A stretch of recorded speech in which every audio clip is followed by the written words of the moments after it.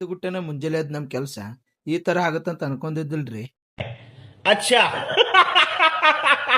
ಹಾ ನಮಸ್ಕಾರ ರೀ ಉತ್ತರ ಕರ್ನಾಟಕ ಮಂದಿಗೆ.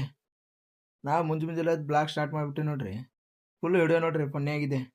ನಾನು ನಮ್ಮ ಹಳೆಯ ಸೀದಾ ಹೊಂಟುಬಿಟ್ಟಿದ್ದ ದೊಡ್ಡಾಗಿ ನೋಡ್ರಿ. ಯಪ್ಪ ಬಂದಿದ್ದ ಸೀದಾ ಕಟಿಂಗ್ ಶಾಪಿಗೆ ರೀ. ಇನ್ನ ಕದನ ತೆಗ್ದಿಲ್ಲ ಅಂತೇಳಿ ನಾಷ್ಟ ಮಾಡಕ್ ಹೋಗ್ಬಿಟ್ಟು ನೋಡ್ರಿ. ನಾಷ್ಟ ಮಾಡಿ ಚಾ ಹೊಡೆದ್ ಸೀದಾ ಅಂಗಡಿ ಕಡೆ ಬಂದ್ಬಿಟ್ಟಿ ನೋಡ್ರಿ. ಹಂಗೆ ಇದ್ದಿದ್ದಿರ್ಲಿ ಅಂತೇಳಿ ಒಂದು ಪೋಸ್ ಕೊಟ್ಬಿಟ್ಟಿ ನೋಡ್ರಿ. ಯಪ್ಪ ಎಲ್ಲ ಗೊತ್ತಾಗೋಯ್ತು. ಹಂಗ ಸೀದಾ ಕಟಿಂಗ್ ಮಾಡ್ಸೋಣ ಕುಂತ್ಬಿಟ್ಟಿ ನೋಡ್ರಿ.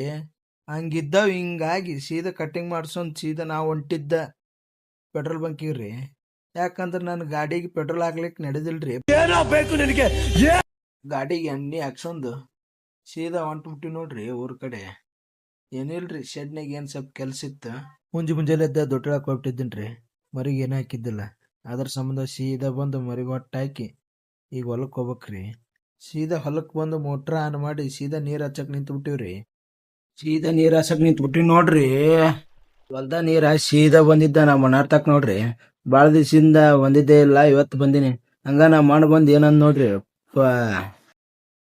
ನಮ್ ದಂಧೆಲೆ ಒಂದು ಇರುವೆನ ಸಾಯಿಸ್ಬೇಕಾದ್ರು ಅದು ಗೊತ್ತಾಗ್ತಂಗ ಸಾಯಿಸ್ತೀವಿ.